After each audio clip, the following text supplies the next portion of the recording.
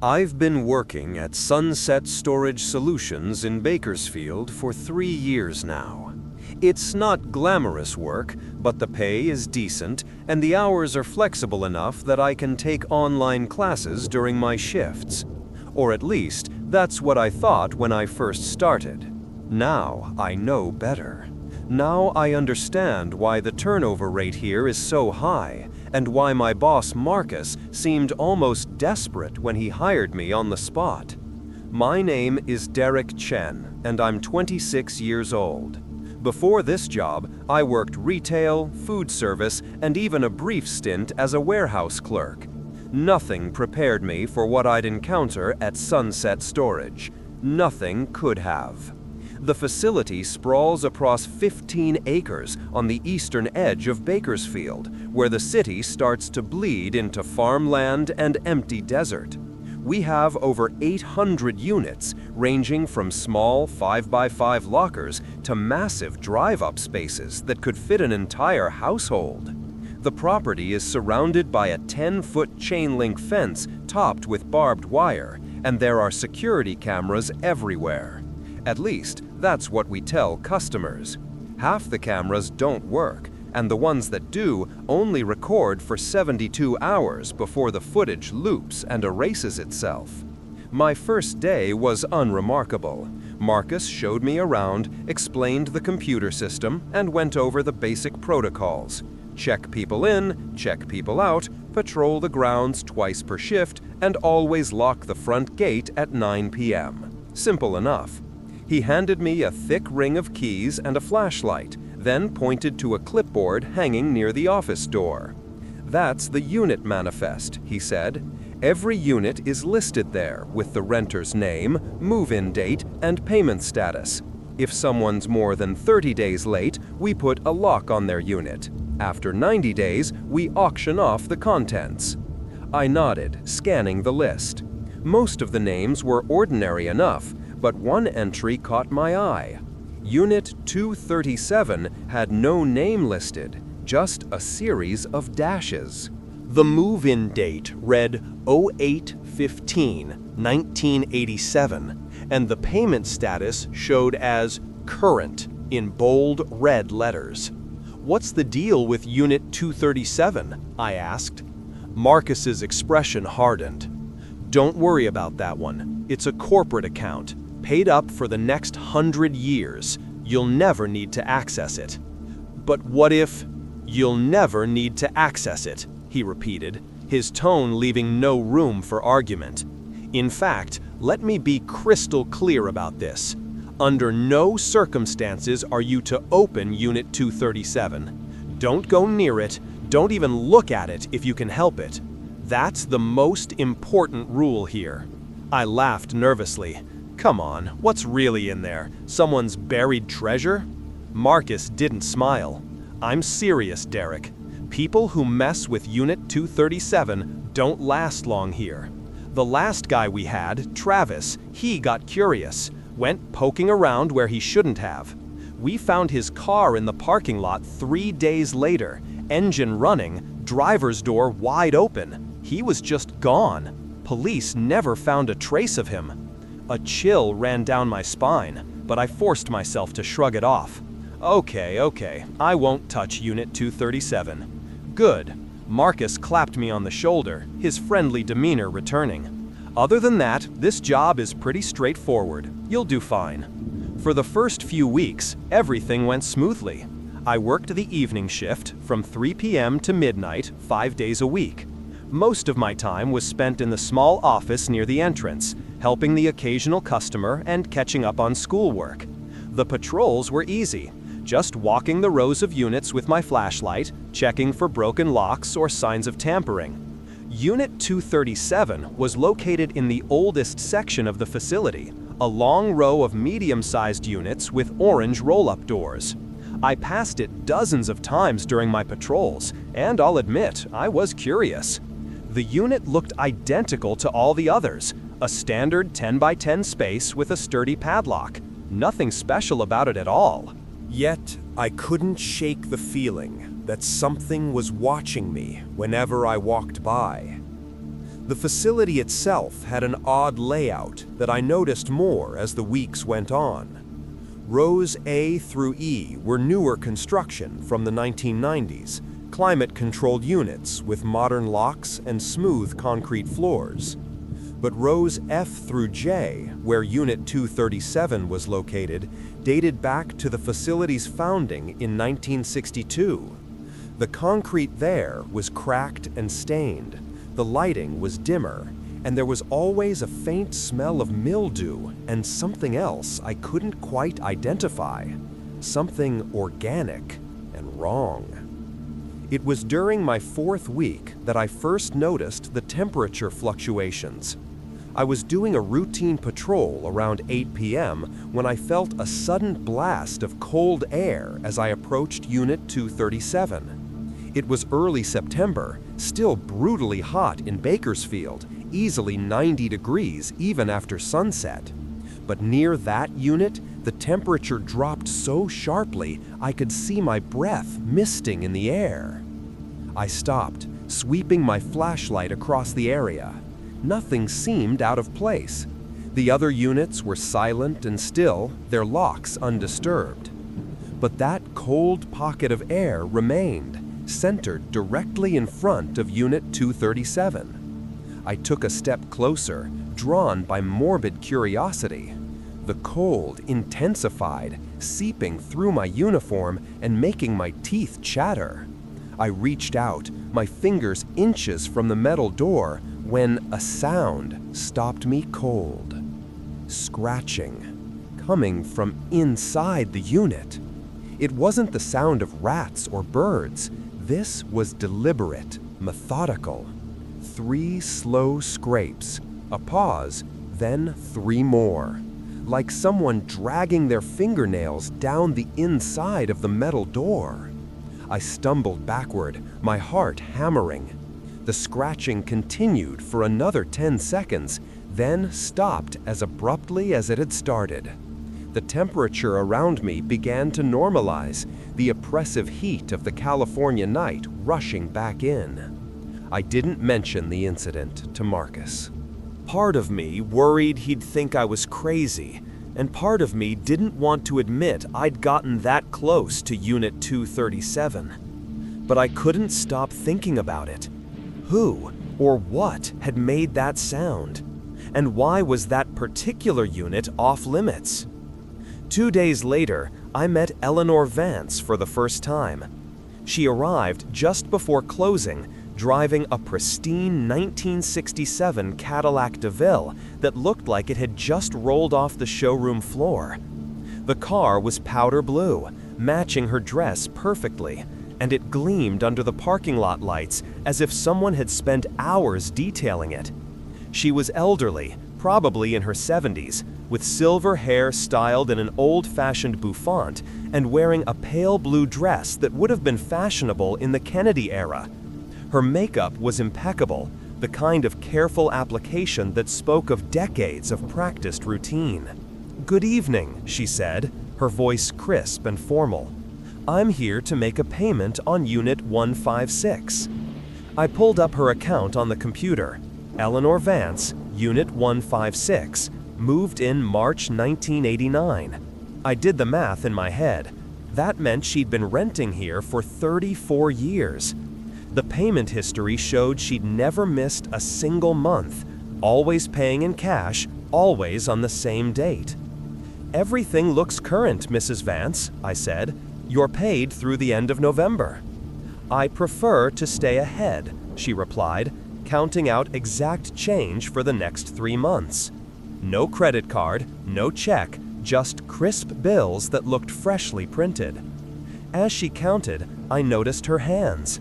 The skin was papery and thin, covered in age spots, but her movements were precise and steady.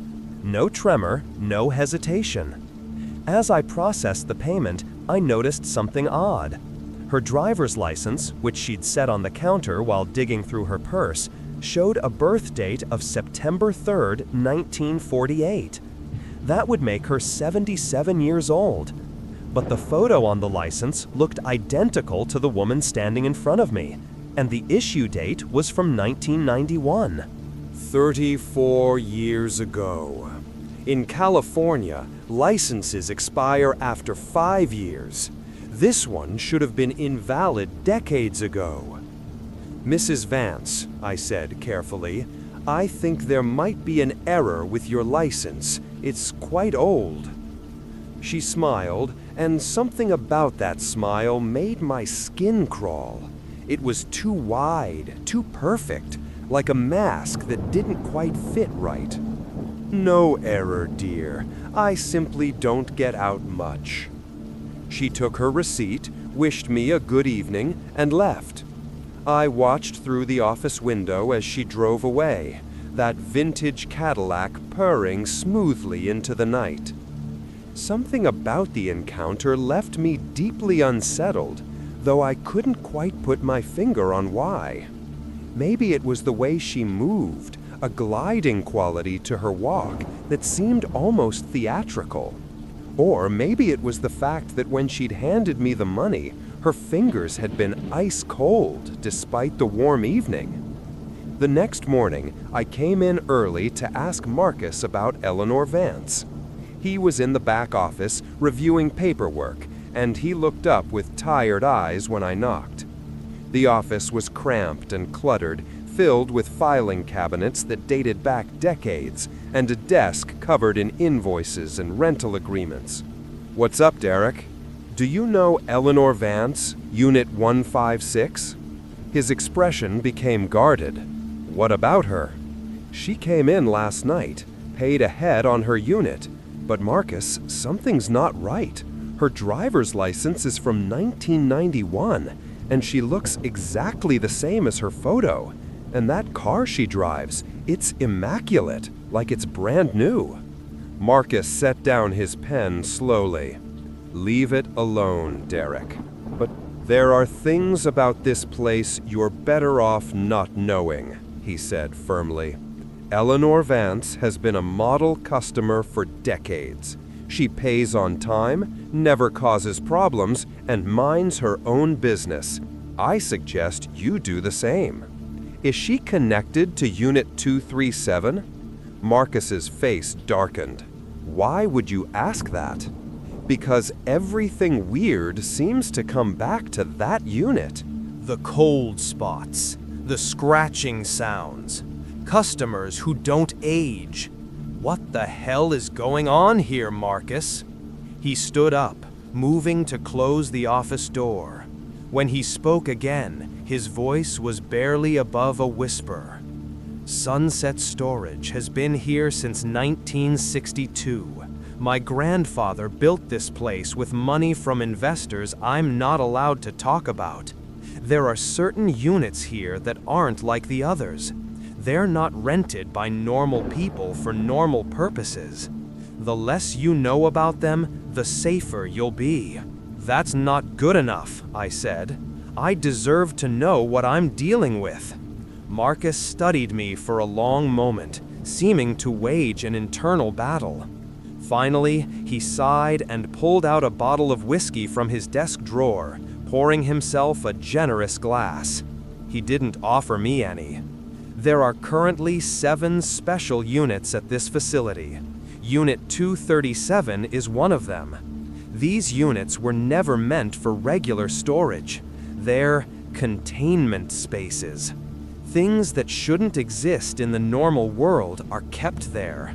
"Things? What kind of things?" "I don't know the specifics, and I don't want to.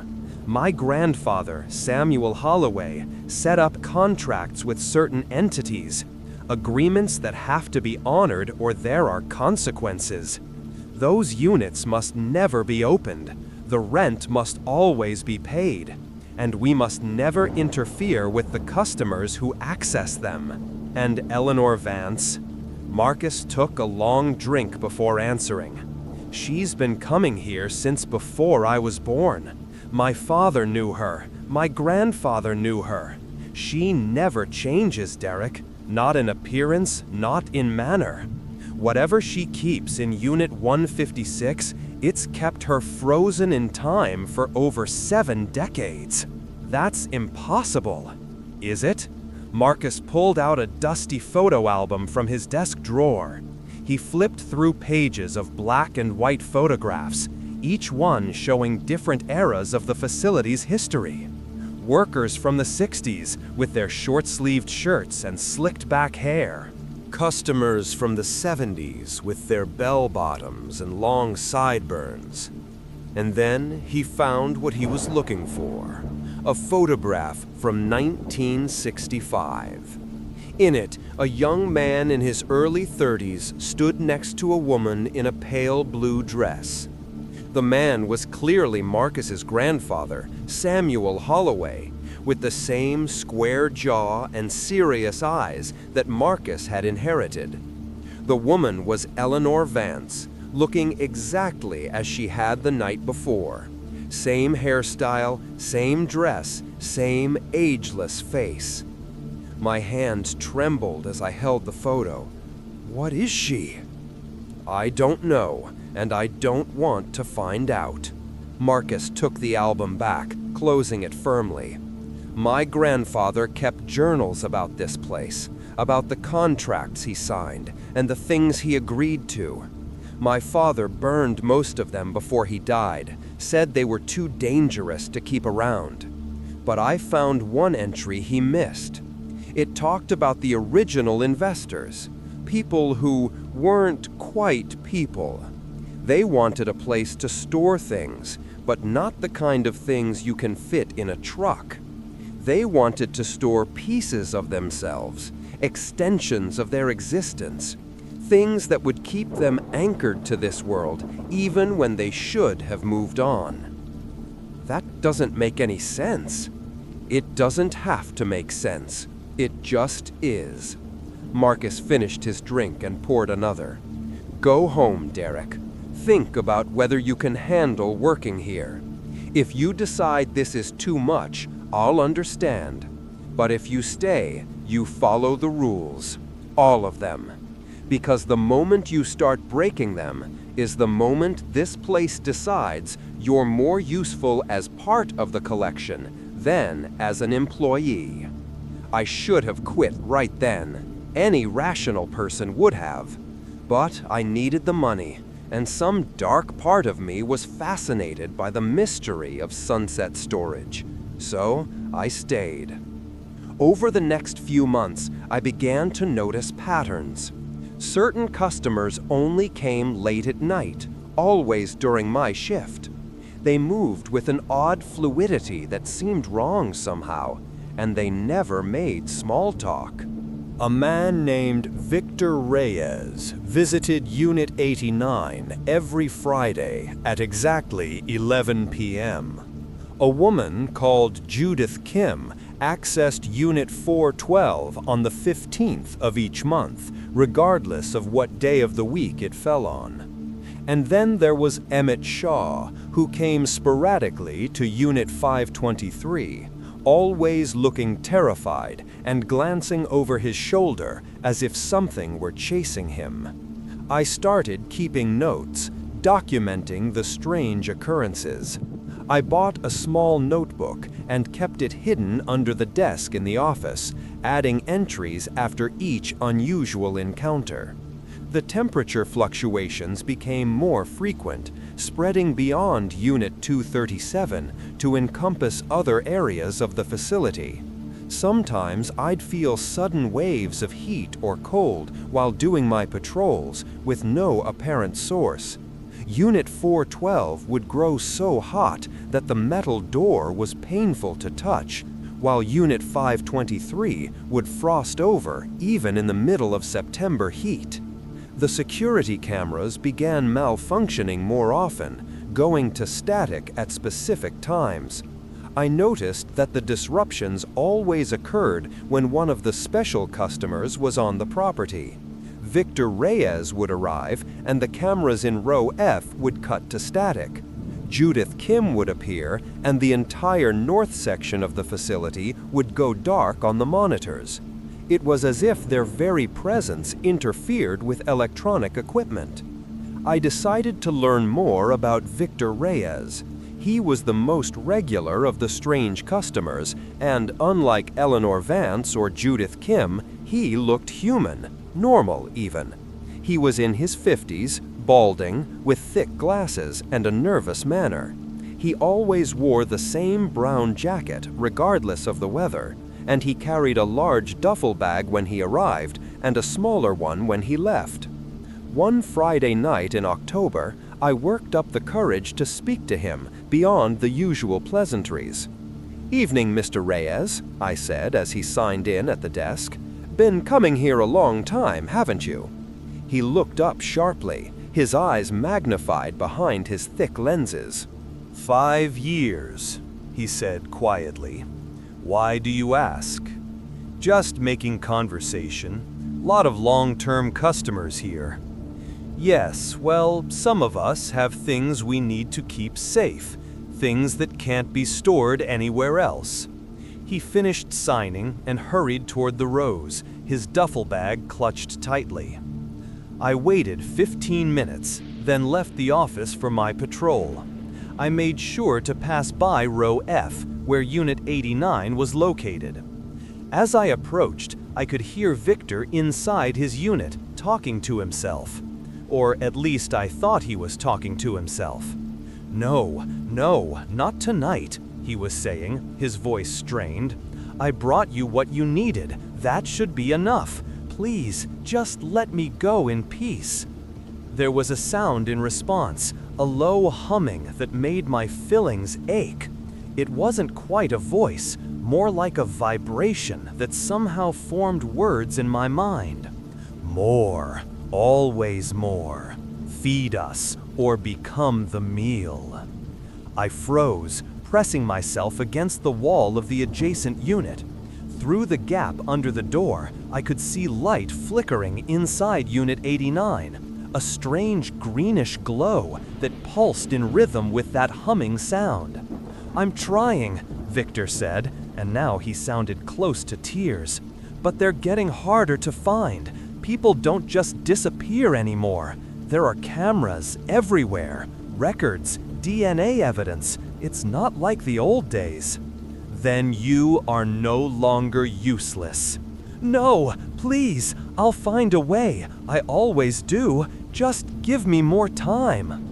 The humming intensified, becoming almost unbearable. I felt pressure building in my ears, in my sinuses, behind my eyes. I stumbled away from the unit, my vision blurring. By the time I made it back to the office, blood was trickling from my nose. I cleaned myself up and checked the cameras. Victor emerged from his unit 20 minutes later, looking pale and shaken. He was carrying the smaller duffel bag now, but there was something wrong with the way he moved. His gait was uneven, jerky, as if he had to consciously think about each step. "Then you are no longer useless." "No, please, I'll find a way. I always do. Just give me more time."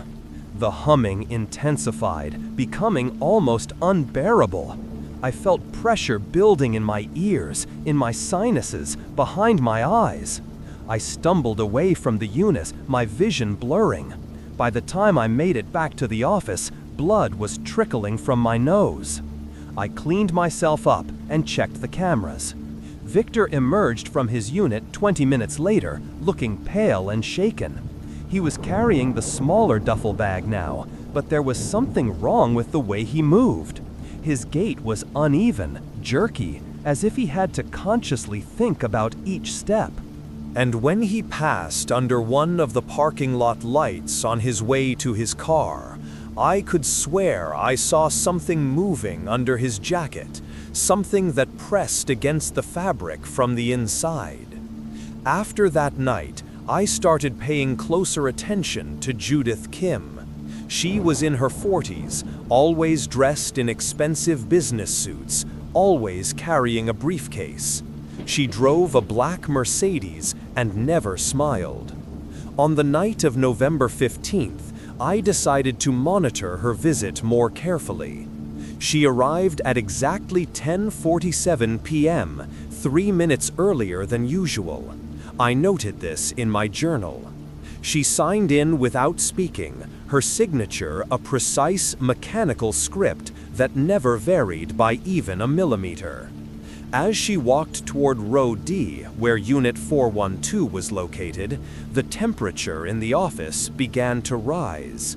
I checked the thermostat, 72 degrees. But sweat was beading on my forehead, and the air felt thick and humid, like being inside a greenhouse.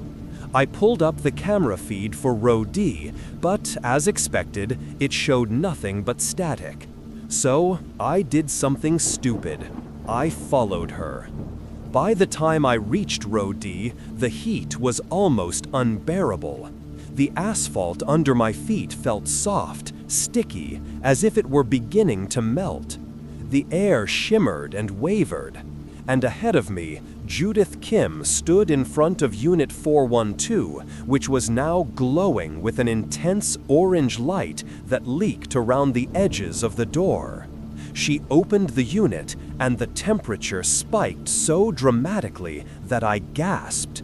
The heat hit me like a physical force, driving me to my knees. Through watering eyes, I saw her step into the unit, and for just a moment, the light inside flared bright enough to illuminate the space. It was vast. That 10 by 10 storage unit contained something impossible, a space that extended far beyond the physical dimensions of the building. I could see structures in there, buildings made of what looked like crystallized fire, and figures moving among them. Tall, angular beings that hurt to look at directly. Judith Kim walked into that impossible space, her form beginning to change. She grew taller, her business suit burning away to reveal something underneath that was all sharp edges and geometric precision. And then the door rolled shut, and the heat began to dissipate.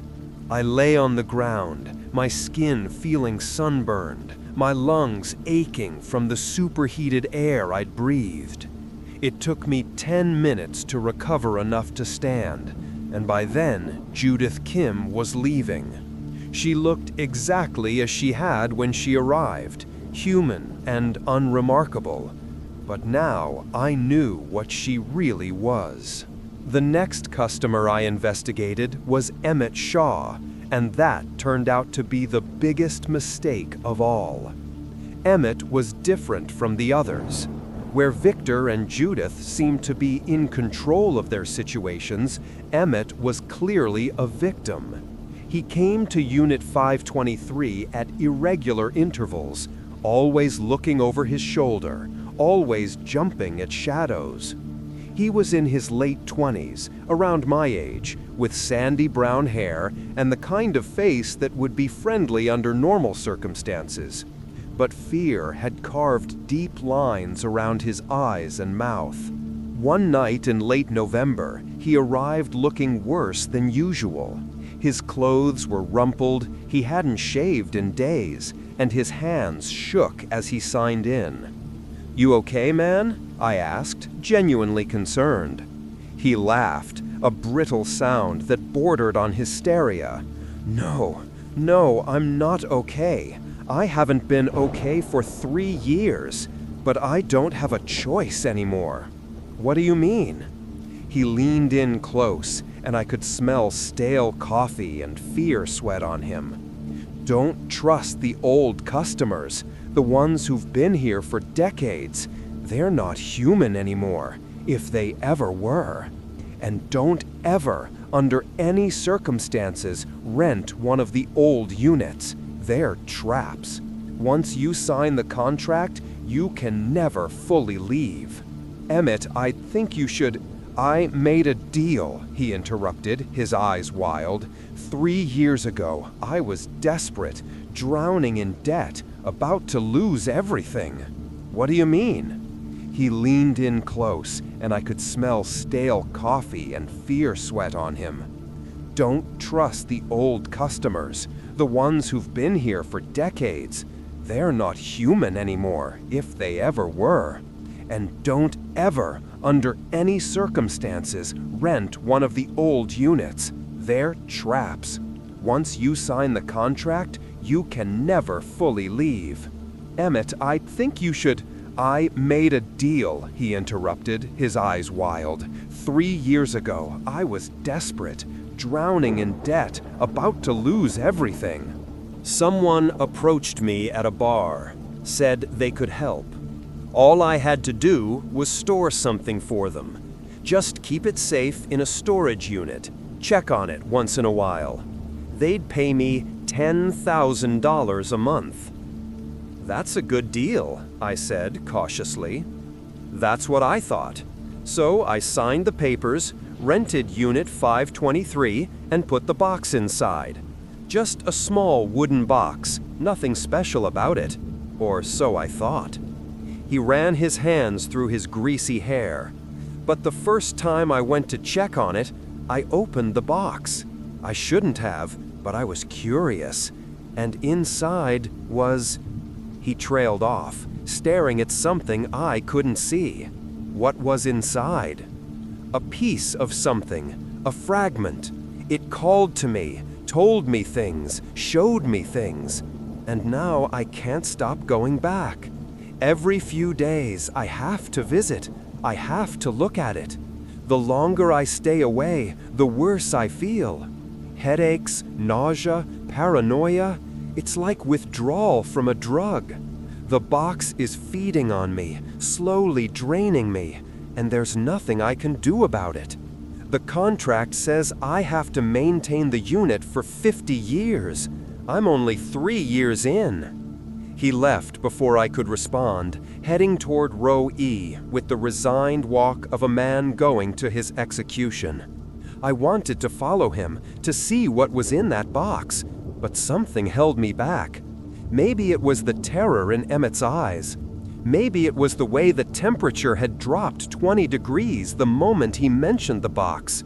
Or maybe it was simple self-preservation. Whatever the reason, I stayed in the office that night and let Emmett Shaw visit his unit alone. But I couldn't stop thinking about what he'd said. The contracts, the traps, the way this place fed on people. I started researching the history of Sunset Storage Solutions more thoroughly. I spent my breaks at the local library, digging through old newspapers on microfiche. I found the original articles about the facility's construction in 1962. Samuel Holloway, Marcus's grandfather, had been a relatively unknown businessman before suddenly having the capital to build a massive storage facility. The funding had come from what the articles called private investors from out of state, but no names were ever listed. I found something else too, a pattern of disappearances around the facility over the decades. Workers who quit suddenly and were never heard from again. Customers who stopped showing up, their units eventually auctioned off, with no family members coming forward to claim the contents. Even a few local residents from the nearby farms who had gone missing, last seen near the storage facility. The police had investigated a few times over the years, but nothing ever came of it. Witnesses described seeing the missing people leaving the facility of their own free will. Security footage, when it existed, showed them walking to their cars and driving away. But their cars would be found later, sometimes days later, abandoned in random locations with no sign of the drivers. The most chilling article I found was from 1989. The same year Eleanor Vance had rented her unit. A family of 4 had disappeared after visiting the facility. The parents, Robert and Susan Chen, had been looking to rent a unit for their household goods while they relocated for work. Their 2 children, ages 8 and 11, had come with them. Security footage showed them entering the facility office to speak with the manager. They never came out. The official investigation concluded that they had left through a back exit that wasn't covered by cameras and had run into foul play elsewhere. But I knew better. I knew that storage facility didn't have a back exit. Once you were inside, there was only one way out, unless you became part of the collection. It was mid-December when things started escalating. Victor Reyes stopped coming to his Friday appointments. The first week, I thought maybe he was just sick or busy. The second week, I started to worry. By the third week, Marcus was in a full panic. "We need to find him," Marcus said during a meeting in early December. His face was haggard, dark circles under his eyes suggesting he hadn't been sleeping. If his rent goes unpaid for more than 2 weeks, protocol requires us to open his unit and inventory the contents. Given what's probably in there, that would be very, very bad. "What do you think is in Unit 89? I asked, though after what I'd overheard, I had a pretty good idea. Marcus's face was grim. Victor Reyes was a collector of sorts. Cursed objects, haunted items, things that normal people shouldn't possess. He kept them contained in his unit, maintained by his presence and regular visits. If he's stopped coming, it means something's happened to him. And if we're forced to open that unit, everything inside will be free to do whatever it wants. Can't we just leave it locked? The contract doesn't work that way. These special units have specific terms. If the renter dies or disappears, the facility has an obligation to secure and inventory the contents within 30 days. It's a safeguard built into the original agreements, something about maintaining the balance. But in Victor's case, opening that unit might release things that have been imprisoned for decades. We tried calling Victor's number, but it was disconnected. Marcus even drove to the address on file, only to find an abandoned house with boarded windows. The neighbors said Victor had lived there for years, but had become increasingly paranoid and reclusive. No one had seen him in over a month. "We have to open it," Marcus said finally, 3 weeks after Victor's last visit. "We have to at least look inside and see what we're dealing with." "Let me do it," I said. "It's my shift. If something happens, better it happens to me than you. You have a family." Marcus looked at me with something like gratitude and pity. "You sure about this?" I wasn't sure about anything, but I nodded anyway. On December 14th, I was working a double shift to cover for a coworker.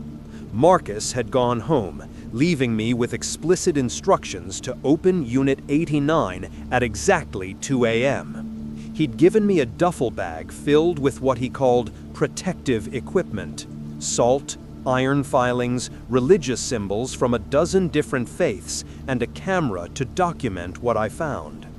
"Film everything," he'd said. "If something happens to you, at least we'll have a record of what's inside." Not exactly comforting, but I understood the logic. At 1:45 a.m., I began preparing. I poured a circle of salt around the entrance to Unit 89, mixed with iron filings that Marcus said would provide additional protection. I hung crosses, pentacles, and various other symbols on the adjacent units. I set up the camera on a tripod, aimed directly at the door. And I prayed, even though I wasn't a particularly religious person. At exactly 2 a.m., I approached Unit 89 with the master key. The temperature had already started dropping, my breath misting in the warm California night. The area around the unit felt wrong, like reality was stretched too thin here. I could hear sounds coming from inside, whispers and scratching, and that same low humming that had hurt my ears before. I inserted the key. The lock clicked open with a sound like breaking glass. I grabbed the bottom of the roll-up door and began to pull. The door didn't want to open. It resisted, as if the metal itself was fighting me. But I pulled harder, straining against the unnatural force, and gradually the door began to rise. 6 inches, then a foot, then higher. The smell hit me first. It was the same odor I'd noticed in the older sections of the facility, but concentrated 1,000 times over. Decay, and flowers, and burnt metal, and something else.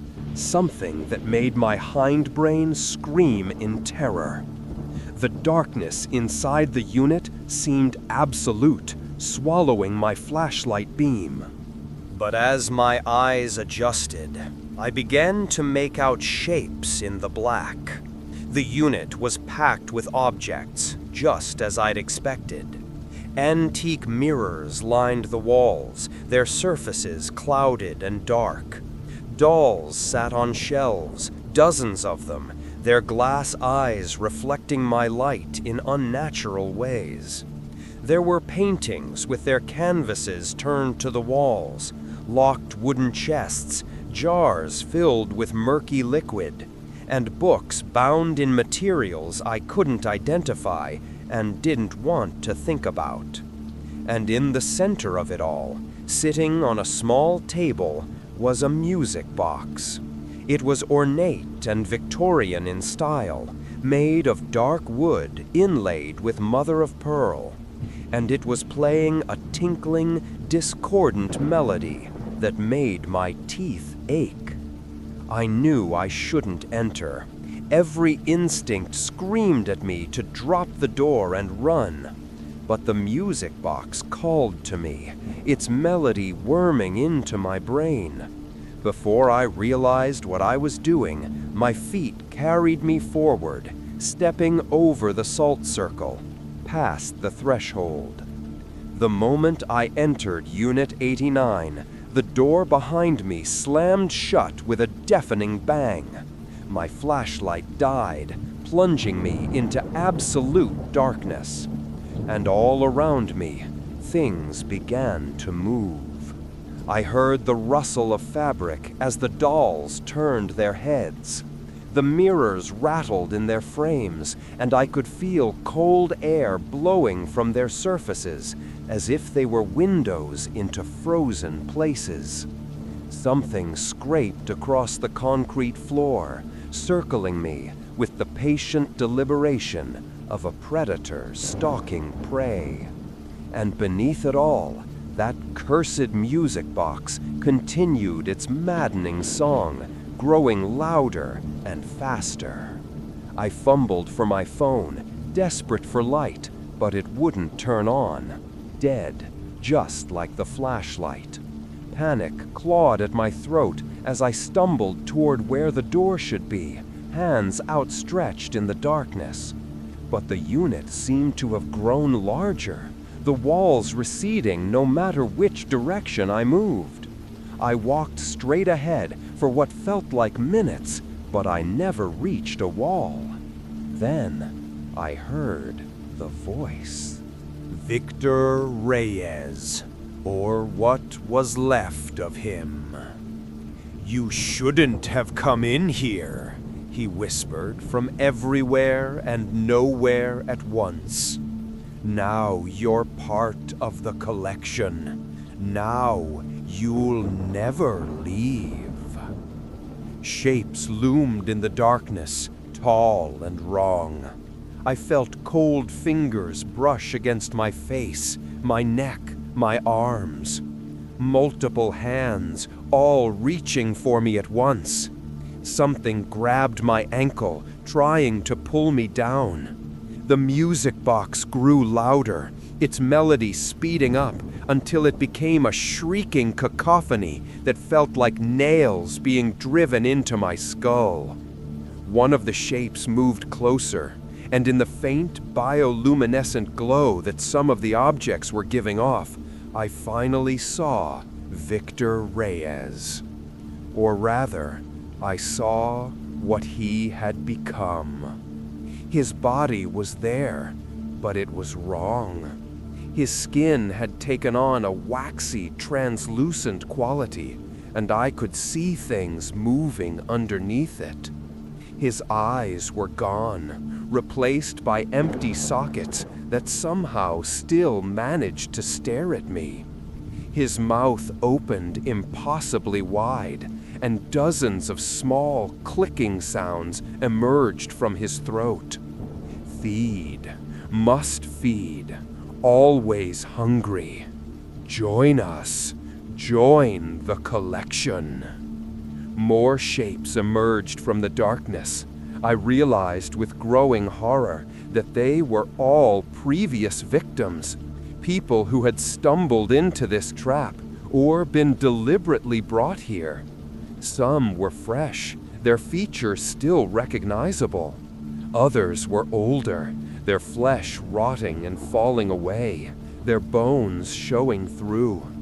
And the oldest ones were little more than shadows with teeth, vaguely humanoid shapes that flickered in and out of existence.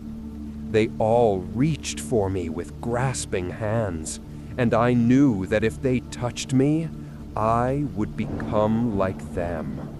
Trapped forever in this space that was bigger on the inside than the outside, feeding the cursed objects that Victor had collected, becoming part of the eternal cycle of consumption. I did the only thing I could think of. I started singing.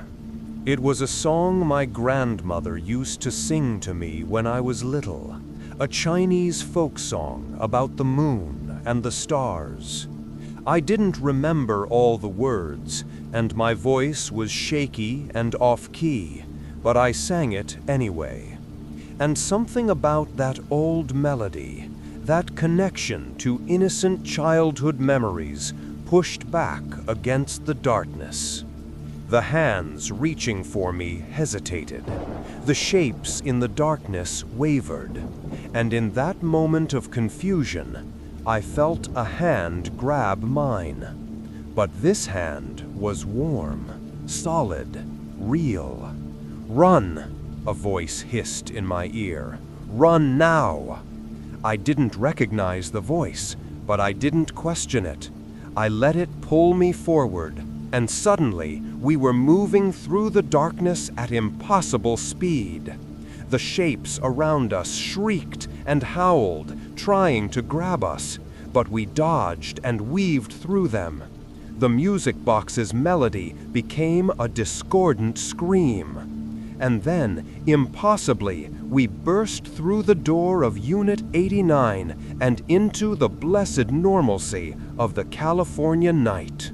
I collapsed on the asphalt, gasping for air. My savior crouched beside me, and when I looked up, I was shocked to see Travis, the guard who had disappeared over a year ago. But he looked different now. His edges seemed blurry somehow, as if he wasn't entirely solid, and his eyes had a distant, unfocused quality. "You have to close it," he said urgently. "Close it now, before they follow us out." I scrambled to my feet and grabbed the door, pulling it down with strength I didn't know I possessed. The metal shrieked as it descended, and I could hear the things inside howling in rage. Just before it closed completely, dozens of hands shot out from the darkness, grasping at the air. I slammed the door shut and slapped the padlock on with shaking hands. The moment the lock clicked into place, silence fell. The temperature normalized. The oppressive weight in the air lifted. I stood there, chest heaving, staring at the closed door of Unit 89. "How did you?" I turned to ask Travis, but he was already fading. His form became more transparent with each passing second, like smoke dissipating in the wind. "I never left," he said, his voice growing distant. "Part of me is still in there, will always be in there. But I can help sometimes when someone breaks the rules but doesn't deserve what comes after. Don't open any more special units, Derek. Don't end up like me." And then he was gone, leaving me alone in the empty parking lot with more questions than answers.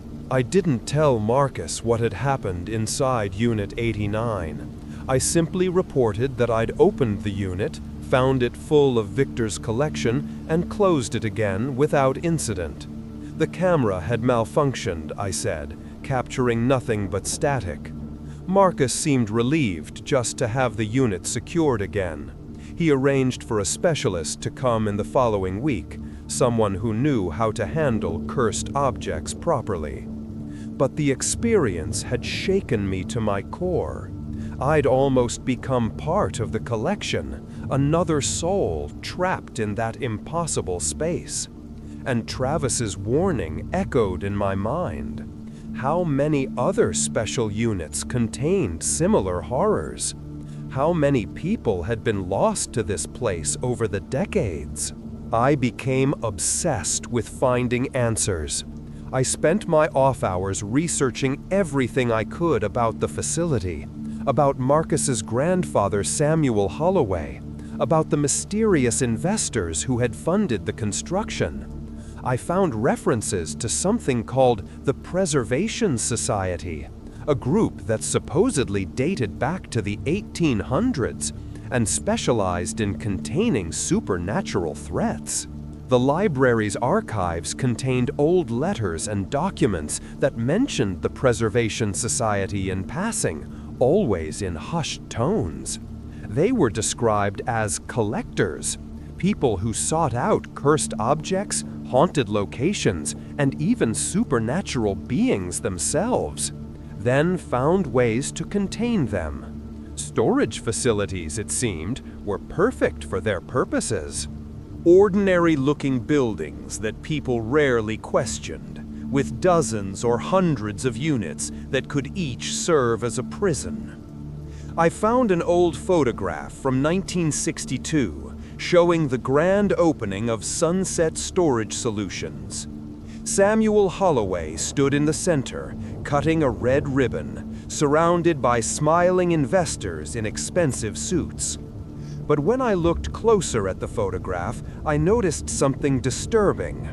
The investors' shadows all pointed in different directions, as if each person existed under a different light source.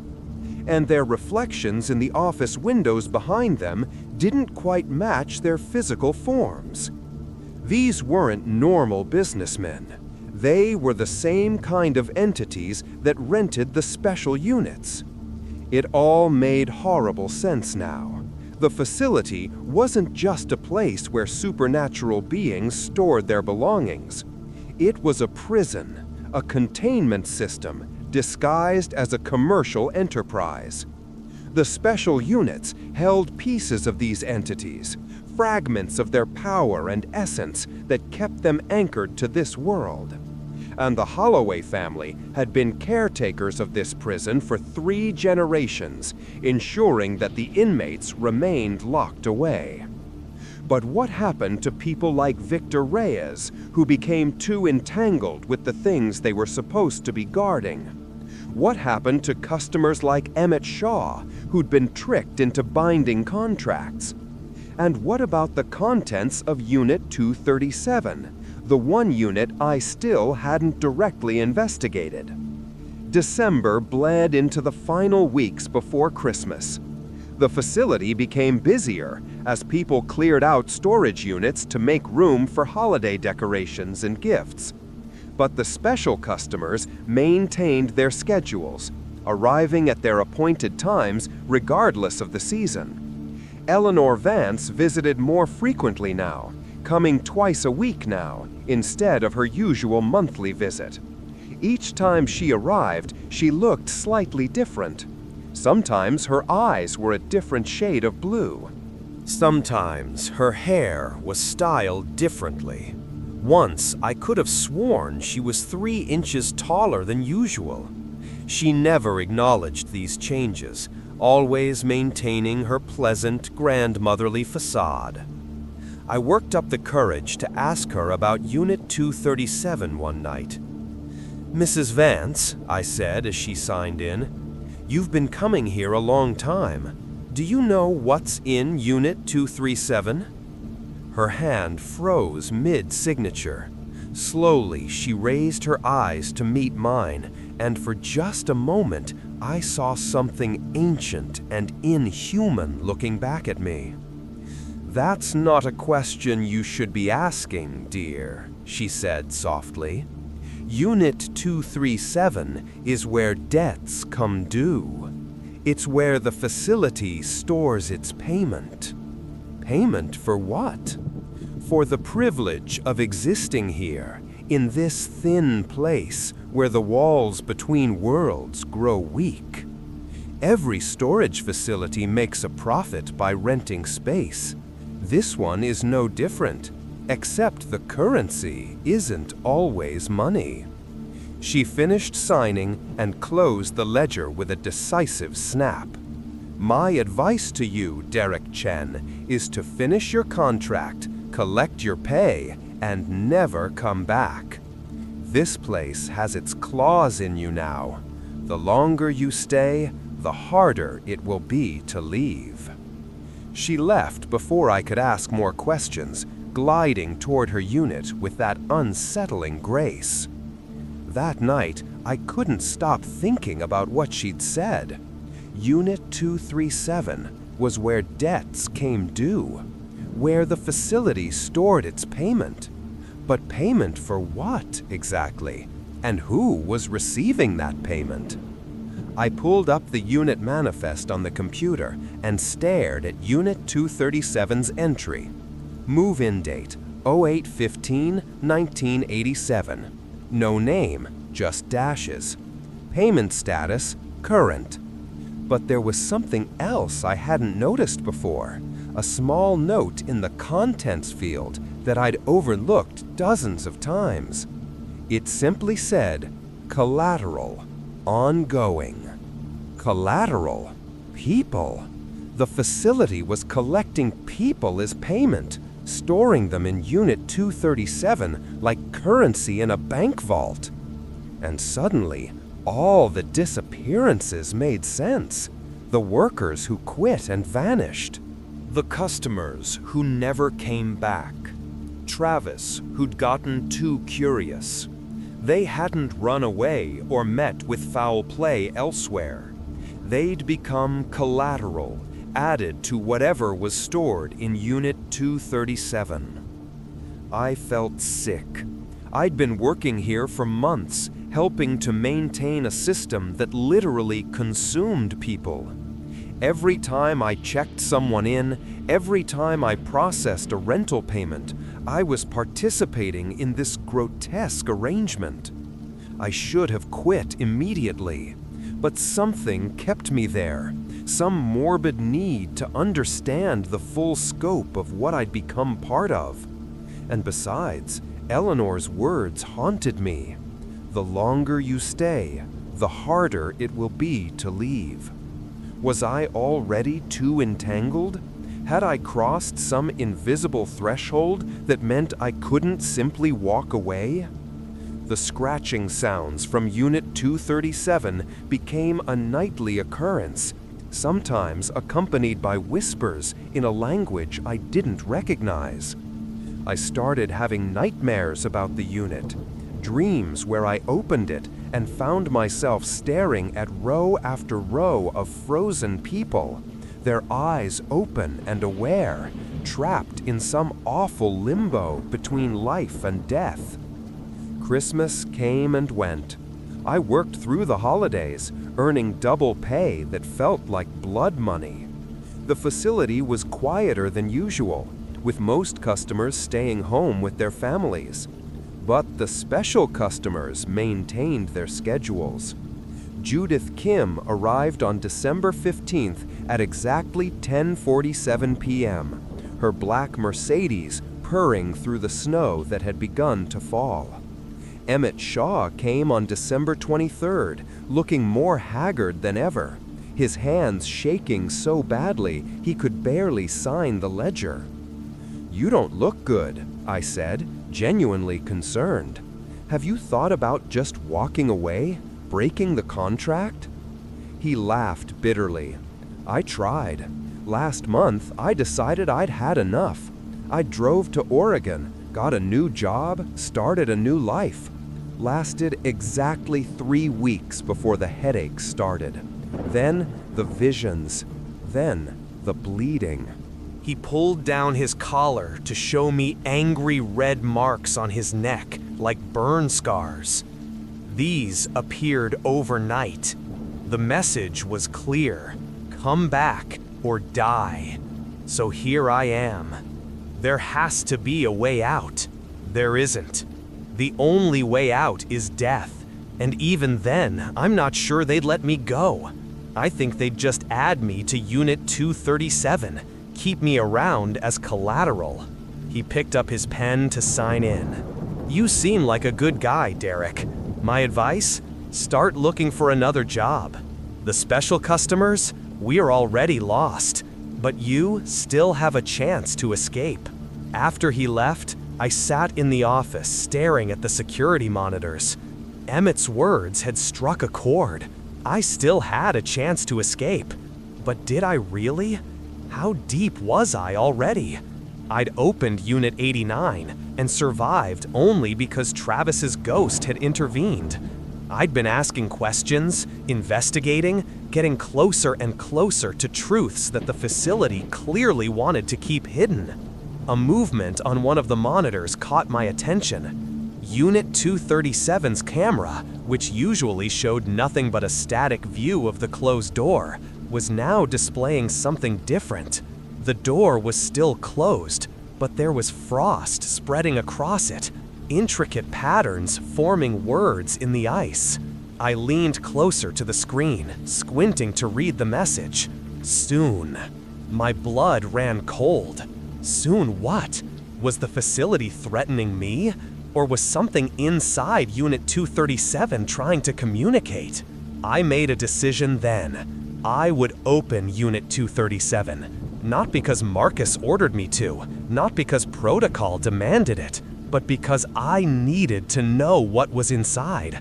I needed to understand the full horror of what I'd been part of. And maybe, just maybe, I could find a way to stop it. But I couldn't do it alone. I needed help, and I knew exactly who to ask.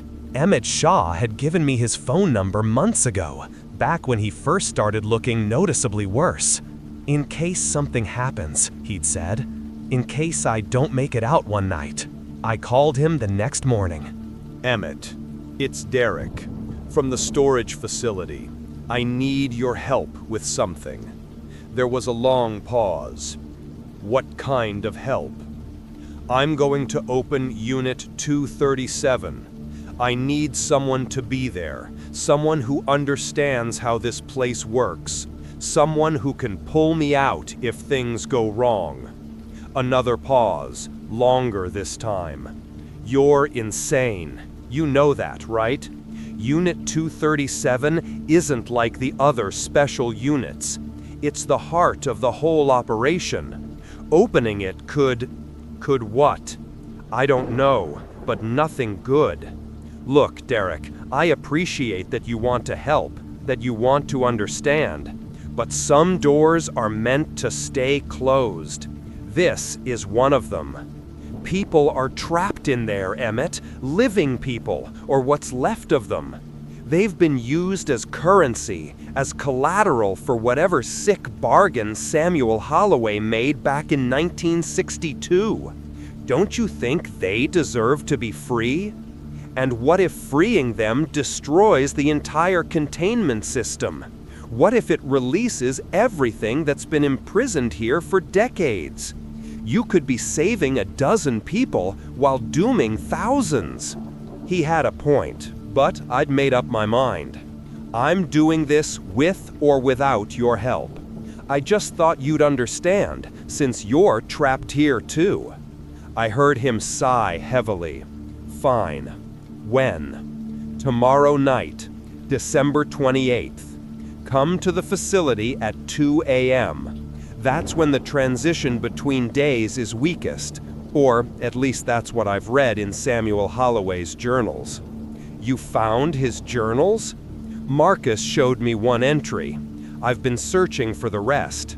Found 3 more hidden in the old filing cabinets. They're not complete, but they're enough to give me an idea of what we're dealing with. I'll be there, Emmett said finally. But Derek, we might not survive this. You understand that, right? I understand. I spent the next day preparing.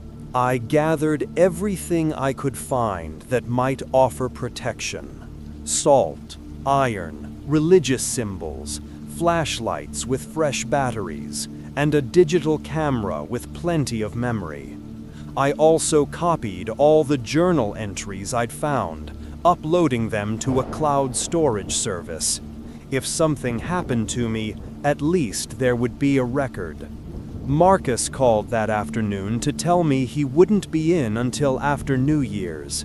His wife was sick, he said, and he needed to be with his family.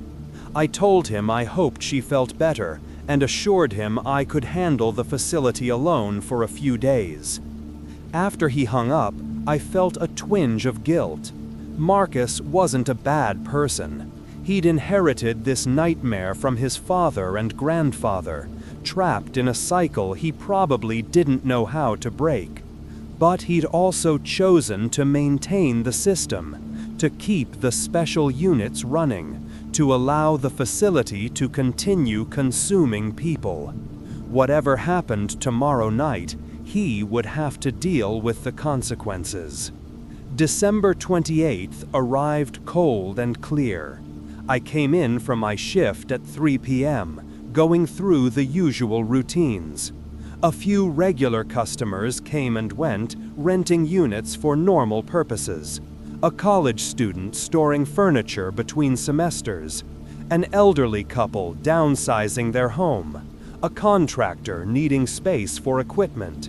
Normal people doing normal things, blissfully unaware of what existed in the older sections of the facility. As midnight approached, the temperature began to drop. I watched the thermometer in the office fall from 68 degrees to 55, then to 42. Frost began forming on the windows. The security cameras started glitching more frequently, showing brief flashes of impossible things. Hallways that stretched into infinity, doors that opened onto starless voids, shadows that moved independently of any light source. At 1:45 a.m., Emmett Shaw arrived. He looked terrible, even worse than when I'd last seen him. His eyes were sunken, his skin had a grayish tint, and he moved with the careful deliberation of someone in constant pain. "You sure about this?" he asked as he entered the office. "No, but I'm doing it anyway." He nodded slowly. "I brought something that might help." He pulled a small leather-bound book from his jacket. "Found this in Unit 523, mixed in with all the other things in that damned box. It's a grimoire of sorts, instructions for binding and releasing various entities. Might have something we can use." We spent the next 15 minutes reviewing the book. Much of it was written in languages neither of us could read, but there were sections in English, added by previous owners. One passage caught my attention. To open a containment vessel without releasing its contents, one must first establish a secondary boundary. Salt and iron form the physical barrier, but words of power form the metaphysical one. Speak the names of those imprisoned, acknowledge their suffering, and offer them a choice: remain or depart. The vessel cannot compel those who have been given free will. "That's it," I said. "We give them a choice. We open the door, establish a protective circle, and let them decide. And if they all choose to depart, if releasing them collapses the entire containment system, then maybe this place deserves to collapse. At exactly 2 a.m., we made our way to Unit 237. The older sections of the facility felt different tonight, charged with an electric tension. The air itself seemed to vibrate with anticipation. As we approached Row G, where Unit 237 was located, the cold intensified until our breath came out in thick clouds of vapor. The unit waited, its orange door covered in frost that had formed into patterns that looked disturbingly like reaching hands. The padlock was ice cold to the touch, burning my fingers even through my gloves. Emmett and I worked quickly, pouring a circle of salt mixed with iron filings around the unit's entrance. We placed religious symbols at the cardinal points: a cross to the north, a pentacle to the south, a Star of David to the east, and a Buddhist prayer wheel to the west. Coverage from multiple belief systems, hoping at least one would offer protection. Then I pulled out the list of names I'd compiled. It had taken hours of research, cross-referencing disappearances with the facility's history, but I'd identified 12 people who had vanished in connection with Sunset Storage over the years. Travis Henderson was on the list. So were Robert and Susan Chen and their 2 children.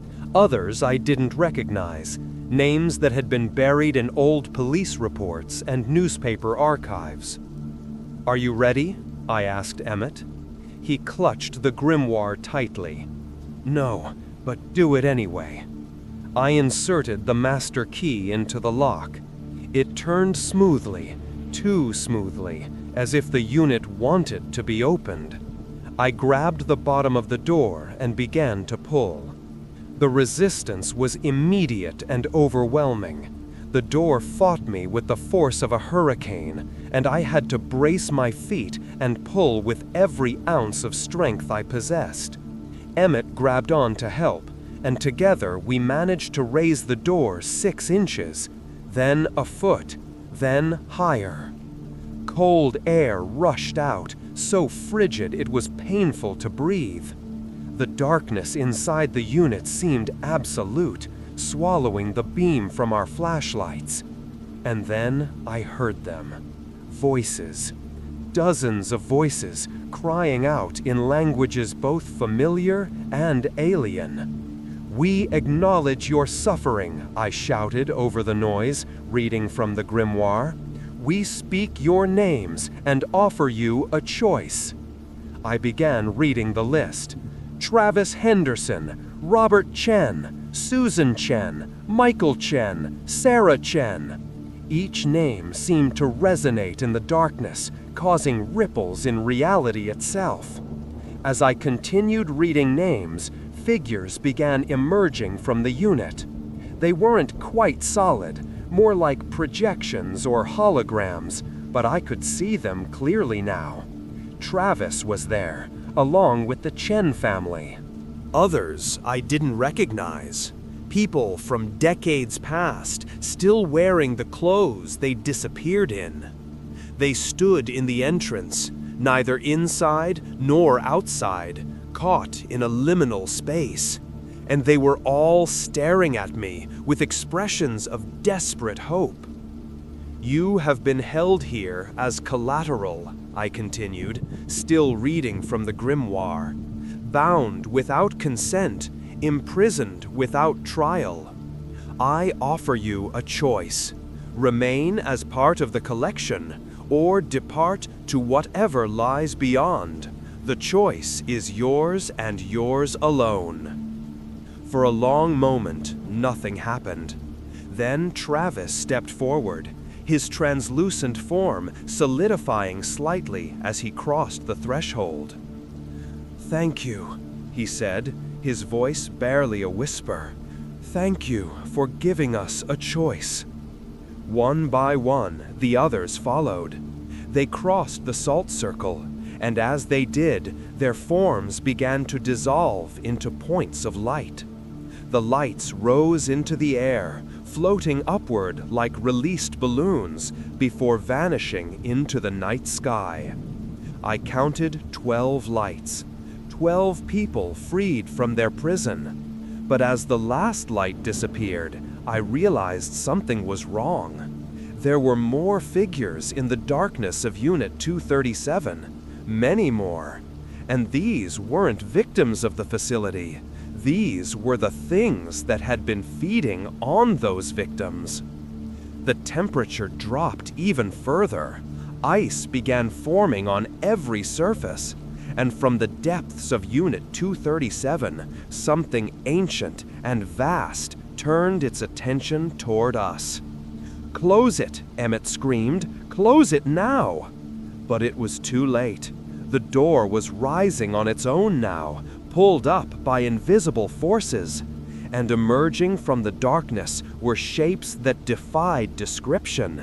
Entities that existed in too many dimensions to be properly perceived by human eyes. I saw wings made of shadow and eyes that burned with cold fire. I saw mouths that opened onto infinite voids and hands with too many fingers reaching toward us. The salt circle held, barely, but I could see it beginning to break down under the assault. The religious symbols we'd placed were smoking, the metal growing hot despite the freezing temperature.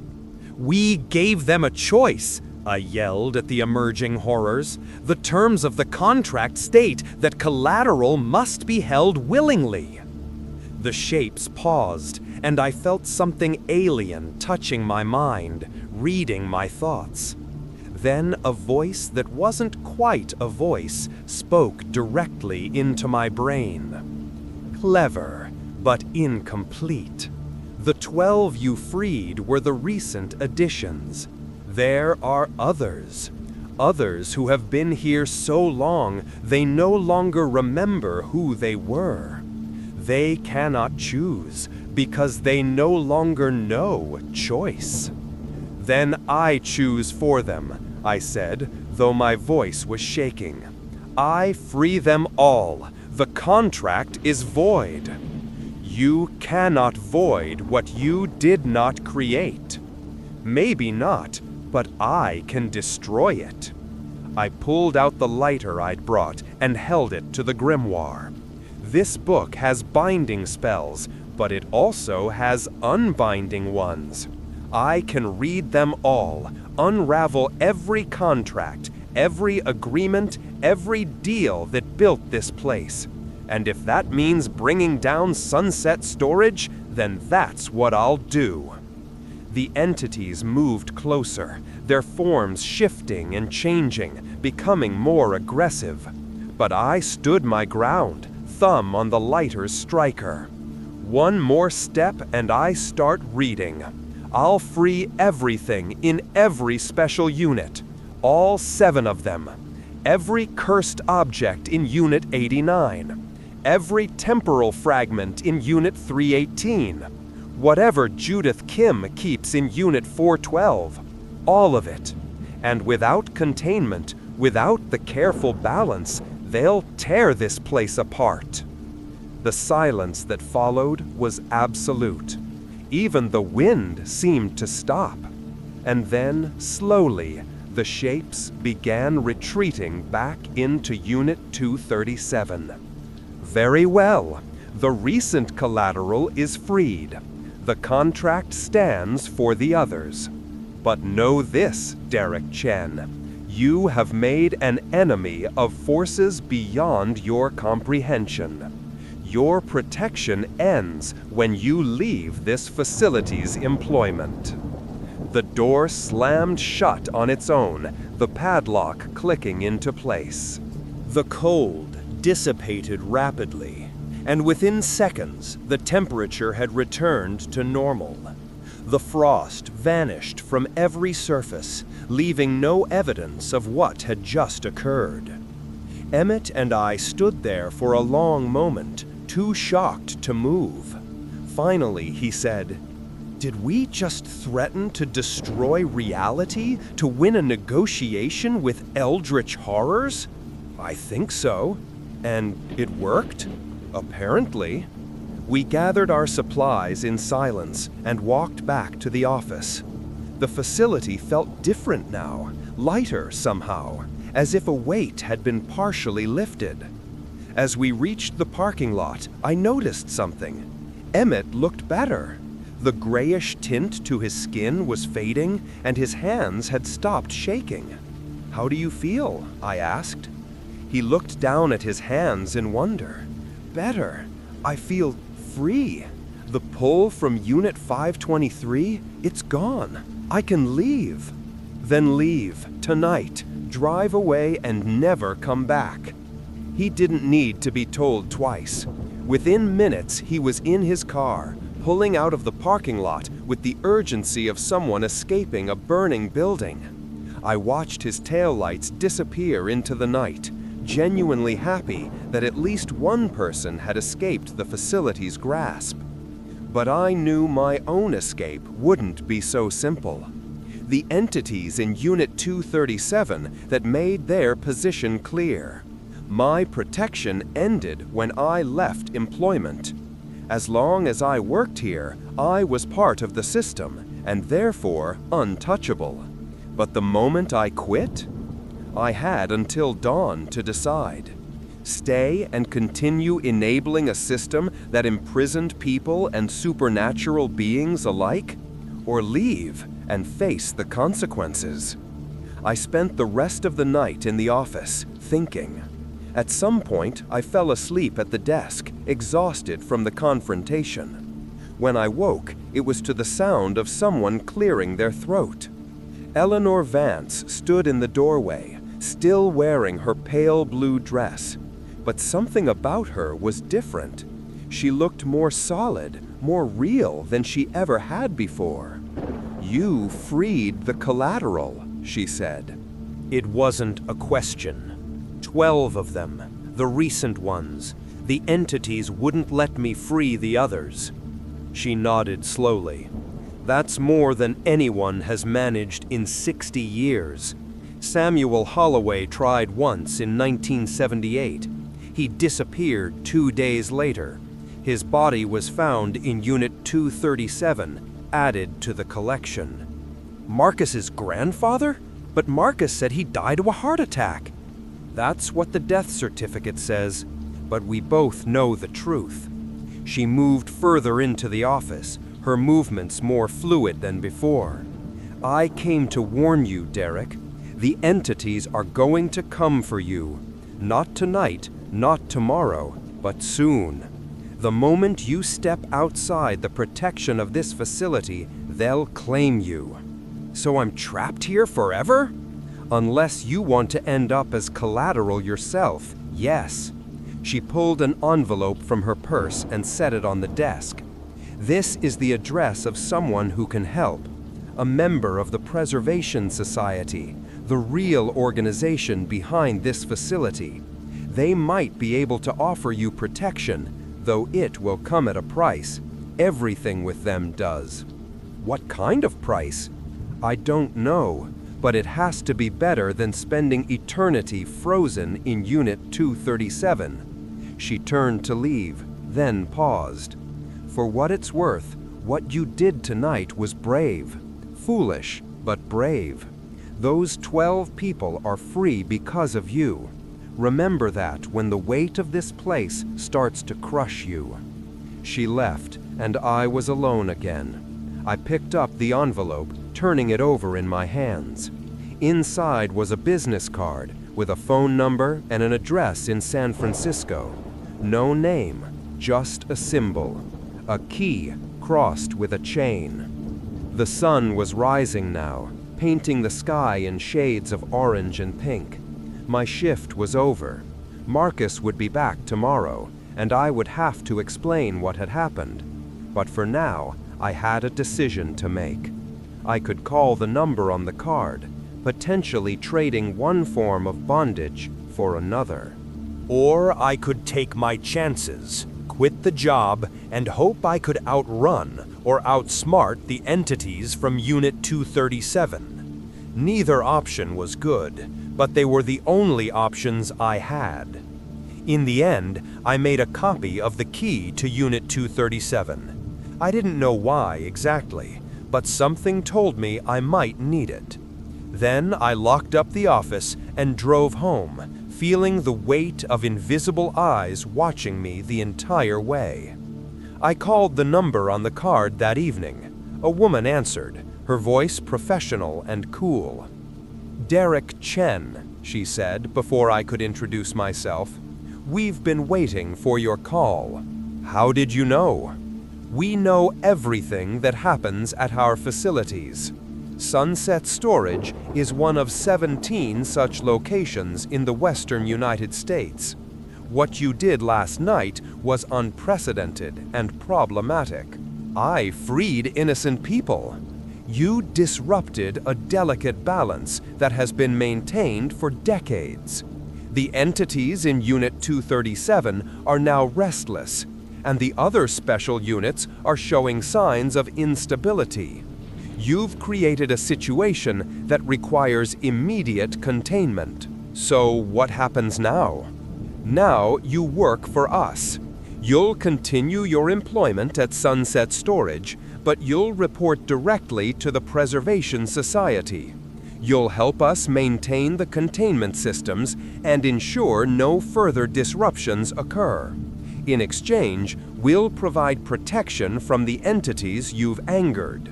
And if I refuse?" There was a long pause. "Then you'll last about 3 days before Unit 237 claims you. The entities are patient, but they always collect their debts. You freed their collateral. Now you owe them a replacement." I closed my eyes, feeling the trap close around me. So either way, I'm stuck. Yes, but at least this way, you're stuck with a salary and benefits. Report to the facility tomorrow at your usual time. Someone will meet you there to discuss your new responsibilities. The line went dead. So here I am, still working at Sunset Storage Solutions in Bakersfield. It's been 3 months since that night in December. I'm officially on the Preservation Society's payroll now, making 3 times what Marcus paid me. But the work is different, harder, darker. I've learned that there are hundreds of these facilities across the country, all serving the same purpose: containing supernatural threats while maintaining the facade of normal business. I've learned that the entities we imprison aren't always evil, just inconvenient to the human world. And I've learned that the collateral in Unit 237 now numbers 17 souls again, despite my best efforts. 5 new people have disappeared in the last 3 months. A maintenance worker who asked too many questions. A customer who tried to break into Unit 318. 3 members of a documentary film crew who were investigating paranormal activity at storage facilities. All added to the collection. Payment for the privilege of maintaining the barrier between worlds. Marcus knows what I did. He hasn't said anything directly, but I can see it in his eyes.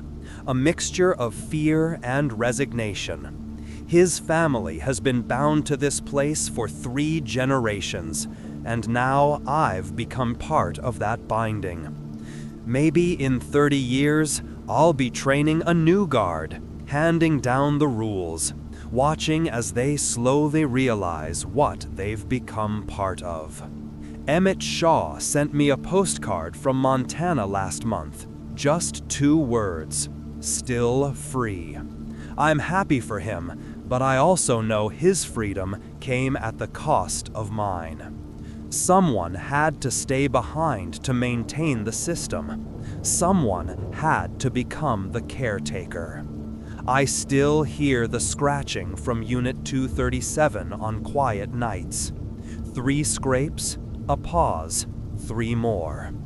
Sometimes I wonder if it's the new collateral, trying desperately to communicate. Sometimes I wonder if it's the older souls, the ones who've been there so long they've forgotten they were ever human, mindlessly repeating the only gesture they remember. And sometimes, late at night, when the facility is empty and the security monitors show nothing but static, I pull out that copy of the key to Unit 237. I turn it over in my hands, feeling its weight, wondering if I have the courage to open that door one more time. Wondering if I could free all of them, consequences be damned. But I never do, because I know what would happen. The entities would be released, the containment system would collapse, and dozens of supernatural threats would be loosed upon the world, and I'd be responsible for all of it. So I stay. I maintain the system. I check in the special customers and process their payments. I do my patrols and pretend not to notice when the temperature fluctuates wildly or when shadows move independently of any light source. I've become what Marcus's grandfather was, what his father was, what Marcus himself is. A warden in a prison most people don't know exists. If you're reading this and you work at a storage facility, any storage facility, pay attention to the patterns. Notice the customers who never change. Notice the units that have been rented for decades without fail. Notice the temperature fluctuations and the strange sounds and the security cameras that malfunction at specific times. And if you're ever offered a job at a facility that pays unusually well, that seems desperate to hire despite having low turnover, that has rules that don't quite make sense, think very carefully before accepting. Because some jobs are more than jobs. They're sentences. I'm Derek Chen, and I work at Sunset Storage Solutions in Bakersfield, California. I'll probably work here for the rest of my life. The facility always needs wardens. The collection always needs feeding. And Unit 237 never stays closed forever. It's calling to me even now as I write this. 3 scratches. Pause. 3 more. Soon, it promises. Soon. But not tonight. Tonight, I lock the office door, do my final patrol, and try not to think about the 17 souls frozen in Unit 237. Or the 5 people who disappeared because I tried to be a hero. Tonight, I'm just a security guard at a storage facility, doing my job, following the rules. Tomorrow, I'll do it again, and the day after that, and the day after that, forever. Because some prisons hold both the inmates and the guards. We're all collateral in the end.